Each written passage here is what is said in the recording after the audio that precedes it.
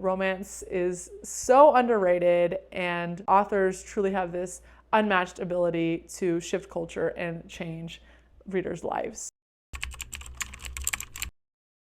Hello, I'm Janelle and welcome to my channel. I am a certified sex educator and a romance book lover, and for me, this space is all about the intersection of romance literature and sex ed, and it's a place for romance readers and authors alike to come together to explore the art of crafting sexually authentic and holistically liberating stories that just change our lives, right? As readers, as a sex educator, as authors, to just look at how these stories are just making the world a better place. So today I am excited, really excited for this video. It's one that has been stewing in my brain for a while, and basically I just want to talk about what is it exactly that makes romance such a powerful genre of literature.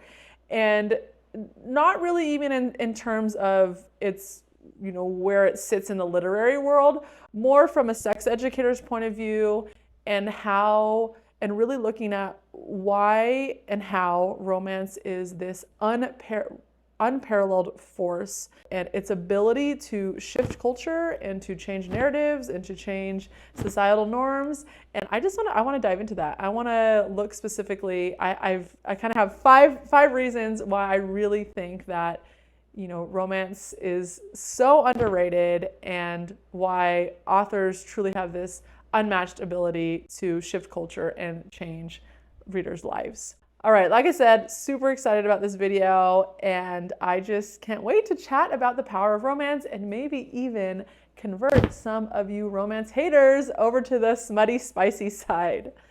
So with that mention of haters, we gotta be real, right? There is so much hate for romance out there.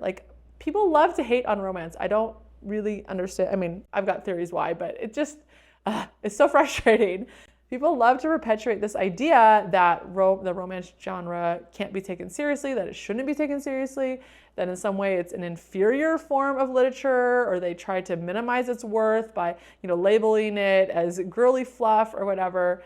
And we all know these people, right? Since I got on Book Talk last couple of years, and Book Talk really has exploded, I've kind of been sitting in my own little Delulu dream world online, and I actually kind of forgot how much hate and stigma there is towards romance, which is kind of, it's odd because it's very prevalent, right? There is a lot of hate. But in the last couple of weeks, I've just been hit in the face with a couple of little reality checks about how much romance hate there is and how much people dismiss this genre. And it was oh, that's right. People hate romance, and there is a lot of stigma and shame surrounding romance books and romance literature. And these situations, of course, they make me mad. They get my blood boiling. But really, it made me sad that this continues to be something that is giving so much life to millions, if not billions of people, yet there's just this hatred towards it. And it's they can't even keep that hatred to themselves. They have to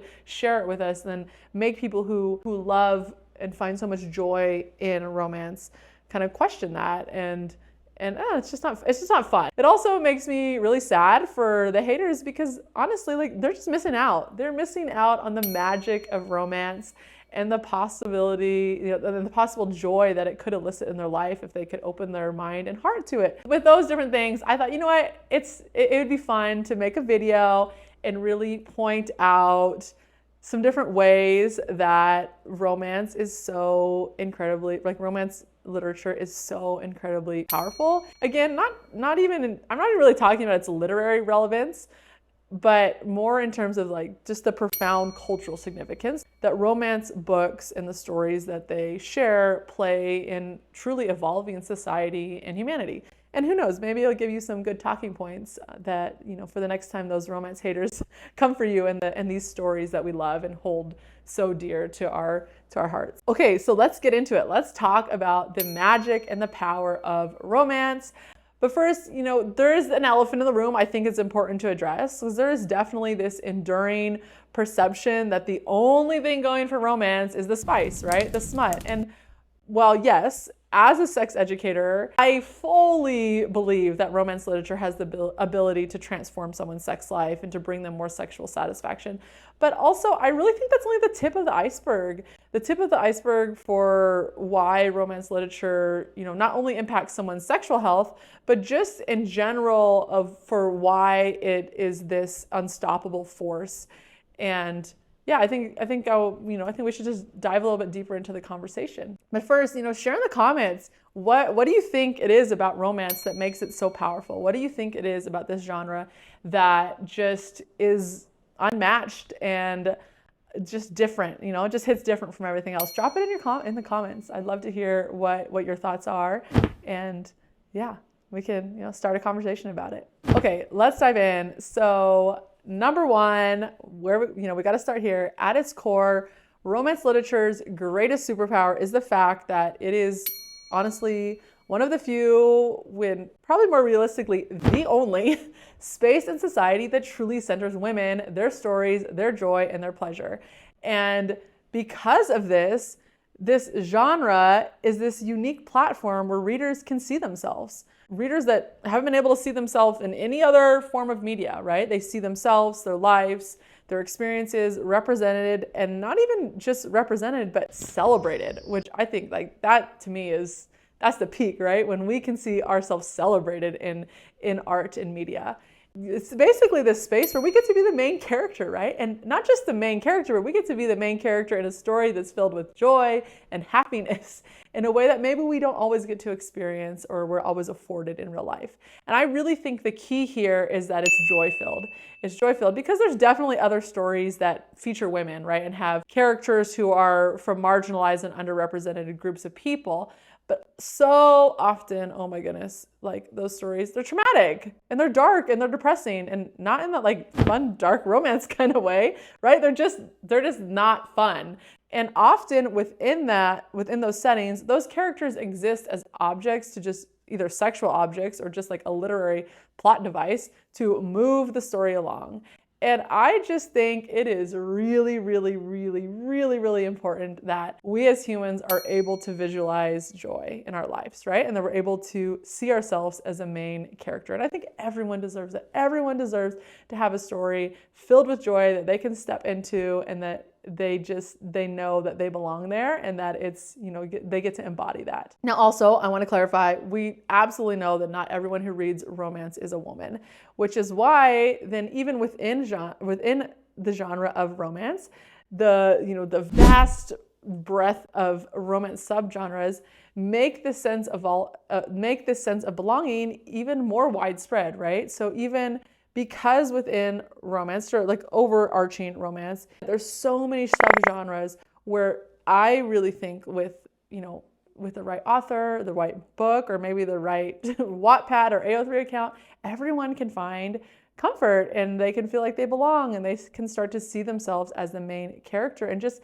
let that reality deep in their soul just build, that they know that they deserve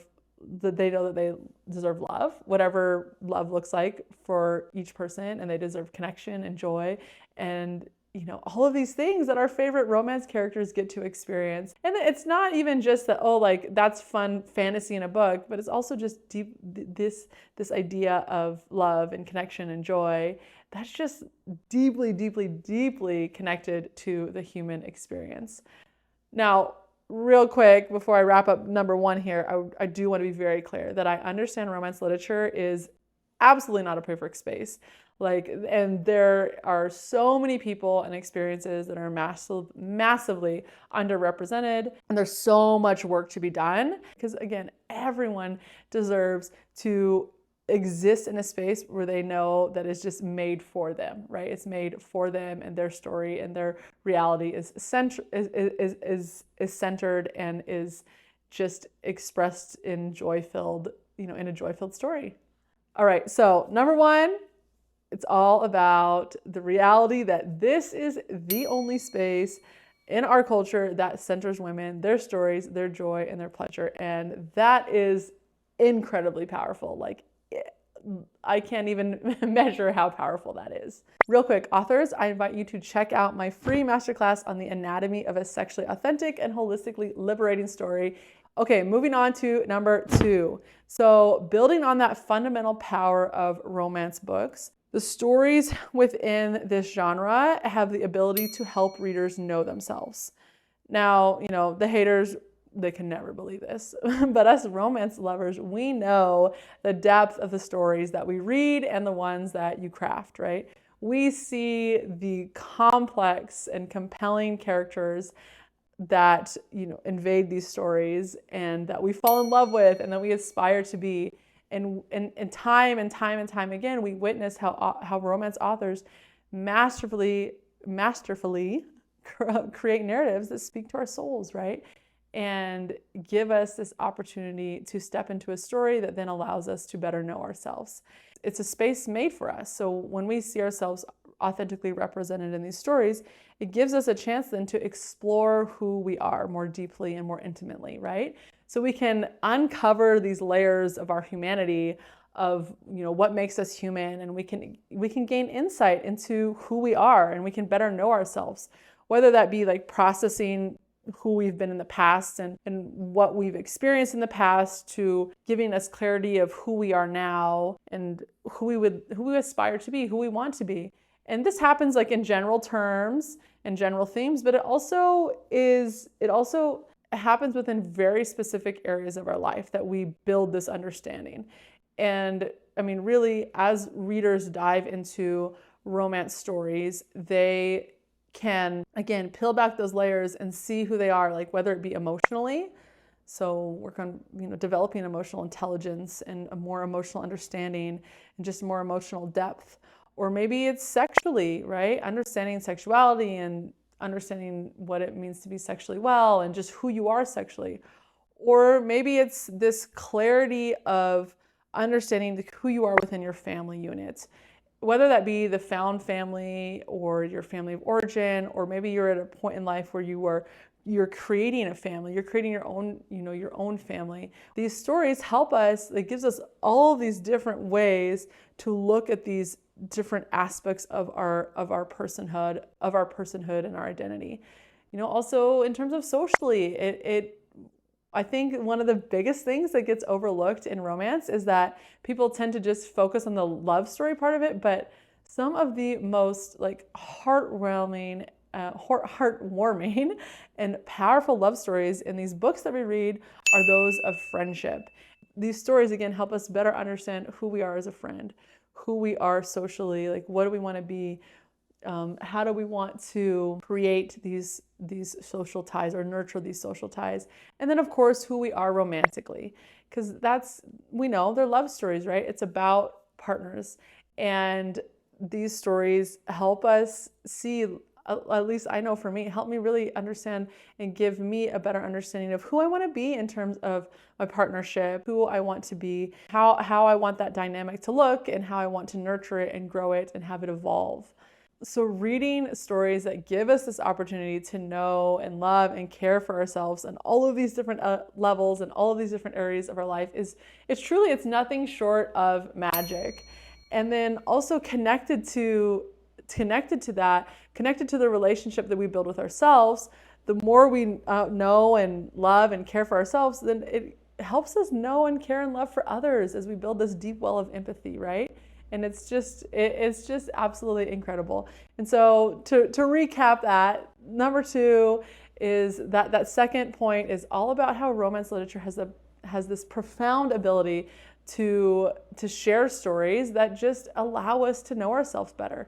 And it's really incredible. Now, if reading romance has helped you better understand yourself or better understand someone else, hit that thumbs up, click subscribe, drop a comment, let me know. I want to hear about this, and of course I want the book recs. I need all the book recs I can get. So let me know. All right, number 3, I want to talk about how reading romance inspires you to recognize your worth. Now, I really think this is a natural progression from those previous 2 points, right? And because people who truly know and love and care for themselves, honestly, they're not going to settle for the bare minimum anymore, right? They're simply just not going to stay in a situation where they do not feel valued because they know their worth. Basically, what I'm saying is that romance books are fundamentally rewriting these really deeply ingrained societal and cultural scripts on what relationships, love, dating, sex, and partnership, friendship, whatever relationship look like, and how you should expect to be treated within these relationships and within these different areas of life. So I fully believe that this narrative change, coupled with empowering readers to recognize their worth, is the most potent example of how romance literature shifts society at its core. I know, that's a big claim, but I will die on this hill. I will die on this hill. Because what exists at the core of society? It is relationships. It is connection to people. It's connection to ourselves, connection to others, right? And what romance literature is doing, it is shifting the way that people understand how they should be treated in those relationships, okay? In those relationships. So I'll dissect it a little bit more. But first, we got to talk about, my favorite book topic, which is those fictional characters I'm in love with. I collect those book boyfriends like Pokemon. And while we're on the topic, drop your favorites in the comments. Let us get those recs for our never-ending TBR. But let me know who your favorite fictional characters are that you are just, in a fictional affair with. So let's look at this. Why do we fall in love with characters in romance stories? Of course, those romance haters, they're going to say it's because of the billion-dollar bank accounts or the trust fund or the fact that they're professional athletes. I'm a hockey girl. I'm a hockey romance girly, or just sports romance girly in general. Or maybe it's the sexual expertise or the Henry Cavill-esque bodies. But we know why we really fall in love with these characters, right? Those other things are fun. That's the fun fantasy part of it. But why we really fall in love with these characters is because they're emotionally mature and intelligent, right? And if they're not fully there yet, they are working on building that growth. They are equal partners and competent adults, right? They do not require their partner to be a parent to them. They have emotional connections, they have friendships, and they're putting emotional energy into nurturing those friendships. They are focused on their partner's joy and pleasure in and out of the bedroom. They are present and aware and thoughtful. They totally live up to the "if he wanted to, he would" saying. And they do not play emotional games, right? And they never let partners doubt that they are valued or cherished and appreciated. Now, before the haters come at me and try to tell me that romance books are so unrealistic and that I have unreal expectations of humans, look at that list again. These are not unrealistic qualities of a human adult, and they are very much what you deserve from a partner. Sadly, it's just not often what we see in real life, but these are not unrealistic. This is absolutely what you deserve. And don't even try to come at me and say that, it's the money excuse, because nothing in this list requires money, connection, or power. It is literally just about setting aside your ego and doing the work to be a competent, emotionally evolved adult. Okay, so what happens then when us book lovers, when we are, in this safe space of romance literature, we know we belong here, we're building understanding for ourselves, we're loving and caring for ourselves, and we know our worth. What happens then when we read these stories? When we encounter, fictional character after fictional character after fictional character that embodies these qualities, what happens? What happens? Maybe the first time they pick up a romance book and they think oh, that's novel, that's fun, that's a fun fantasy. I wish someone could treat me like that. Oh, what if, a dream world in a dream world. But then with each fictional character they fall in love with and they read, whether it's the 5th book or the 10th book or the 100th book or the 1,000th romance book, and you see those characteristics embodied again and again and again and again and again, expectations begin to shift and the bar rises, right? And basically what happens is when we repeatedly see how characters are treated in books, they're treated with mutual respect, care, emotional depth, we start to question, we start to ask ourselves, wait, why not me? Why don't I deserve that? Like, why can't I have a partner that treats me like that? Why can't I have that dynamic? And these questions, coupled with knowing, loving, and caring for ourselves and understanding our worth, what do? It leads people to no longer being willing to settle for the bare minimum because they know their worth. They know that they deserve to be valued. And just like that, the behaviors and the standards that are written out in our books that our favorite romance authors are crafting elevate readers' expectations for their real life relationships. And just like that, society fundamentally shifts, all because of romance authors and the stories that they craft. All right, that was number 3. And just a quick refresh. Number 3 is all about readers really being able to recognize their worth and to shift and raise their expectations for how they will be treated within their relationships. So if you thought that list that I shared was interesting, check out my book, Boyfriend School. Basically, it's a how-to guide for anyone who wants to be a better partner. And for number 4, we got to talk about it. We got to talk about sex. That's right. The 4th reason why romance literature is so important to society is all about the critical role that romance stories play in evolving, elevating, and progressing sexual expectations. Now, this is pretty connected to number 3, but we're going to really specifically focus on the sexual health element of it. Going back to our first point, number 1, because romance literature is this unique space designed for women, it is also the rare space, and I mean, really like the only place within media and culture and society where we encounter sexual experiences from the female perspective and for the female perspective. It's a place that's like solely focused on expressing and highlighting female pleasure, which we know is complete opposite from basically how we see sex presented literally everywhere else.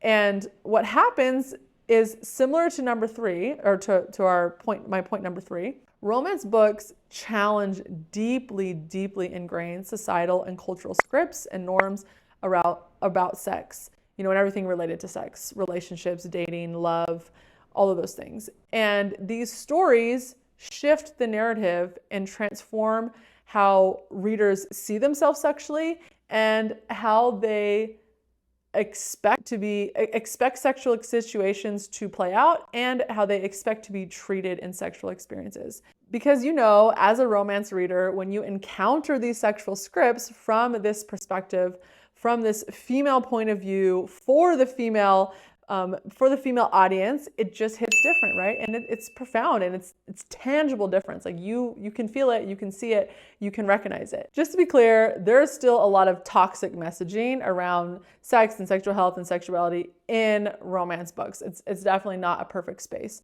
right? And there's a lot of really, I think even in some cases, more subtle than these overt. Of course, the overt things happen too, but what I see is these subtle messages that are perpetuating some toxic and harmful beliefs and understanding of what it means to be sexually healthy. And there's definitely a lot of authors that promote and write from really write to promote and amplify this male point of view. I don't even know that it's consciously done. I just think that it's so deeply ingrained in us that we don't really always realize that it's happening. But it's definitely there. And that's why I work as a sexual health expert reader, right? To help authors uncover these blind spots and to help them find the messaging that just needs to be tweaked a bit to make it more empowering for readers. But I'm getting off topic a little bit. But it really, in the top tier romance books that we see and that we read, we witness this altered reality, right? So we see partners who are equals. We see this heavy emphasis on mutual pleasure, sometimes maybe even a greater focus on female pleasure. We see this constant theme of consent that's just being woven into the story. It's not just in these sexual situations, but it's literally throughout a whole story. And in so many different instances, we are building our understanding and we're seeing how autonomy is granted and how we are able to establish consent. Things like condoms and STI testing, those are just non-negotiables, right? In this beautiful world that these top tier authors have crafted, condoms and STI testing are just non-negotiables, right? It's a given. It's the expectation. There's never uncertainty. There's never this need to convince someone or to compromise what you would like if someone's, not choosing to be responsible. And then there's just this standard of kindness and respect. And I think that is just, it's so important. And it's something we often don't think about, like how important just basic kindness and respect is.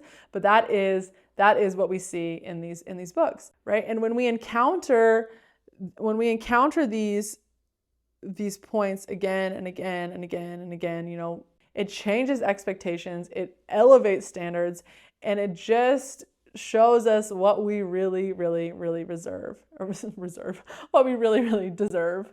Authors are really doing a great job of showing this between the main characters, right? And then using those side characters as a way to shed light on truly toxic behaviors that are just the complete opposite of what's happening between the main characters. So it's just, we get this clarity, we get this understanding. And maybe the first time, like when we were talking about in the other point, maybe the first time we see it, it's like, oh, that's novel, that's interesting.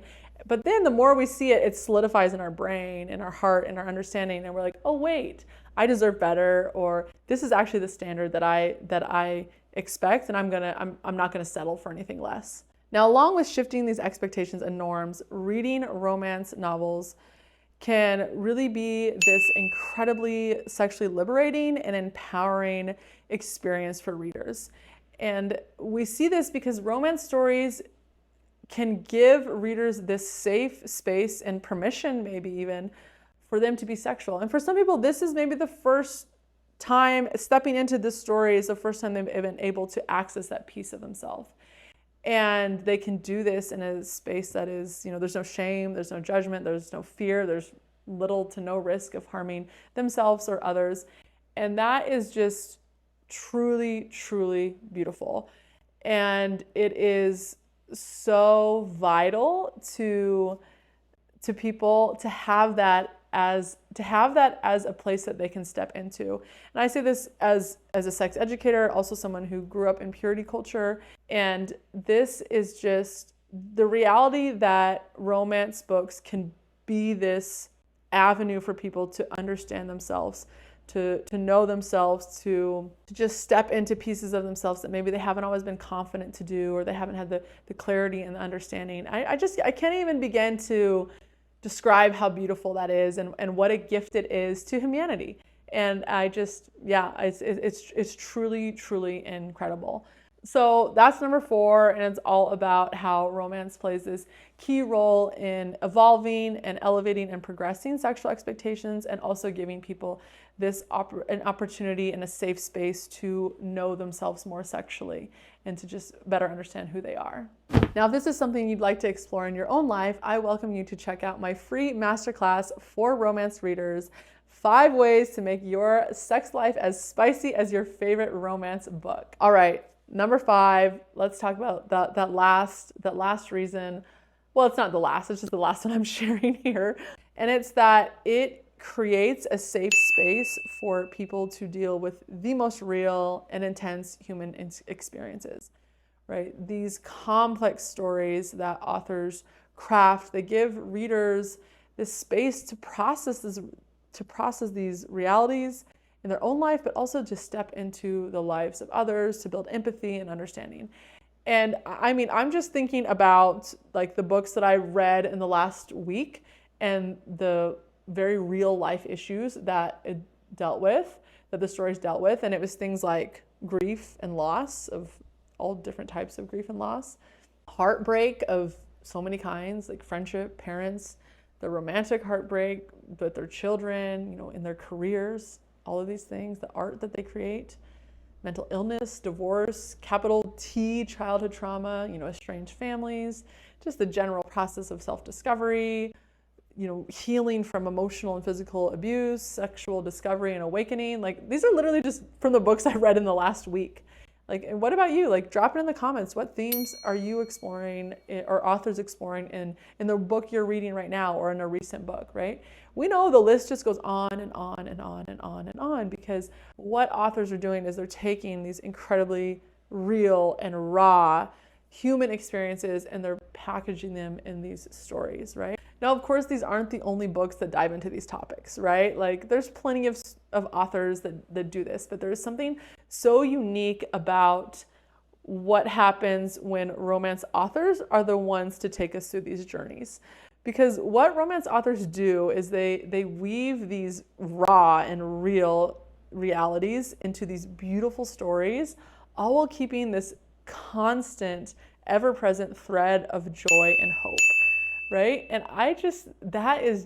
that to me is just so beautiful, right? We all go through stuff, and we need spaces to process these issues and to work through them and to also step into them so we can better understand other people. But we deserve a place filled with joy and love and happiness to do that.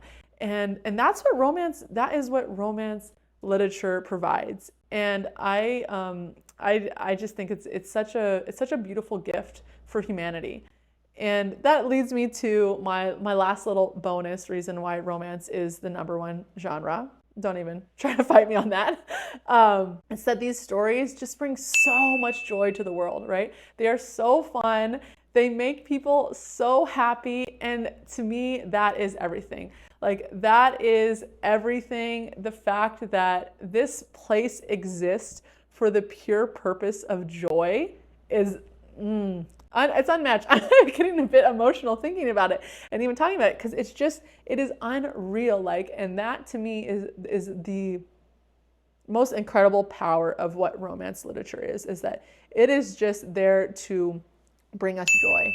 And I'm so grateful for that. And I'm so grateful that it's something that, we can share the stories that we love with other people and to spread that joy even more. Now, if you're all about that joy and of course the spice, join me in my romance only book club. It's a place for all romance lovers. And I'd love to meet you in that space so we can dive into the world of romance together. All right, well, that's it. Those are my 5 reasons, 5 plus a bonus, reasons why the romance genre, why romance books are just truly incredible and unmatched, and the power and cultural significance that they hold. Romance books, they just give us so much, right? They give us so much, and they do more than tell us a swoony love story, which we love a swoony love story, and more than just adding some spice to our day, right? They help us just foster these deep connections with ourselves and others, and just play this pivotal role in helping us understand ourselves and others, all while giving us this opportunity to live a more joy and spice-filled life. So I just thank you so much for tuning into this video. And if you are a romance author, thank you so much for the work that you do to provide us with this space. And it just means so much to me that you tagged along and you listened to this video, basically listen to my declaration of love for romance books and just my deep, deep appreciation for romance authors and for this genre. And if you enjoyed this video and you also believe in the power of romance, please don't forget to hit the thumbs up, comment below, share it with a friend, and subscribe so we can hang out in other videos. And also just know that you are worthy and that you deserve to be loved and cherished and celebrated, just like your favorite book, your favorite romance book characters. And until next time, keep on reading and embracing the magic of romance.